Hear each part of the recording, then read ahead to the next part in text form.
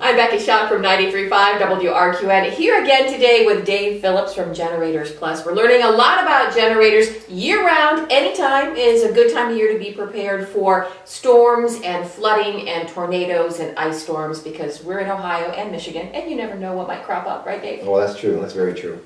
Let's talk about installation. If they were to call you, I bet you've done this so many times, you can get them up and running fairly quickly. Yes, our typical installation is just one day. I come out there with the crews, and because you have to have the electrical, obviously, and then you have to have the pipe work done for the gas lines. Okay. And we take care of all of that. I pull the permits because all these jobs have to be permitted. Who knew? You Yes. knew. Oh yeah, we do. Yeah. And so yeah, typically an installation is one day. Are we talking about portable ones for that? Whole house one? No, these are whole house generators. Okay.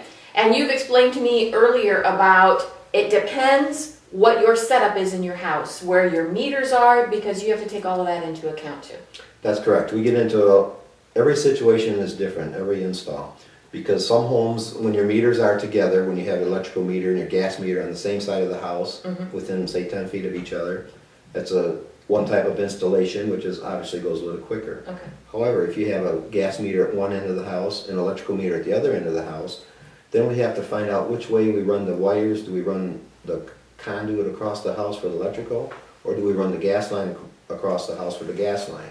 That would all be determined on me looking at the installation, which would be the most economical way to do it. And then we also run into situations where the generator is out away from the house a little bit, where we have to do trenching. Oh, yeah. So then we look at, the distance of the trenching, what type of soil it is, and Right. a lot of times if it's a long trench, we will get somebody out there the day before to dig the trench, and then we come in and do the install.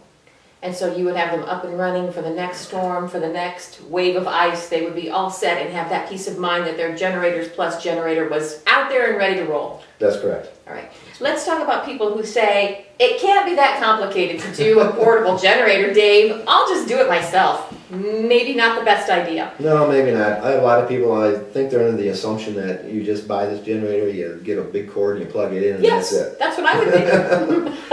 Okay, no, it doesn't work that way. Because a lot of times they don't know the codes and they don't know the particulars on how you're supposed to do it or what size gas lines to run to the generator. That's probably the number one fault we see when people do it themselves. And so what happens typically is they call us because the generator won't start or won't run properly. Right. And we'll go out there and we'll find out, well, okay, yes, you used the wrong size gas line. Or we'll have to tell them, you know what, you're too close to an opening in the house for the exhaust. Right. So you have to move that generator to be legal. And this is where we come in because we know exactly what needs to be done. I don't want to scare people, but it just seems in that little bit that you've told me right there that there are some dangerous issues at play there. So why would you want to try to do that yourself? I wouldn't want to. That's correct. Right. That's correct. You don't want to fool around with the carbon monoxide coming off the No, exhaust. and gas lines and all of that. Why call you, especially if you're going to get out there probably in the next day or so and get it taken care of anyway. So That's correct. when people call you, Dave, at Generators Plus, I would guess they probably want to keep the furnace running. That's one of the obvious things. Anything else that they ask you about when they call? Yes, it's kind of unique how it's happened over the years. When I started out, the biggest concern was the sump pump in the furnace. Right. Just about every call, that's the number one concern. They wanted to buy the generator. Well, in the last year, it's turned around where I'm hearing that people are concerned about the grid.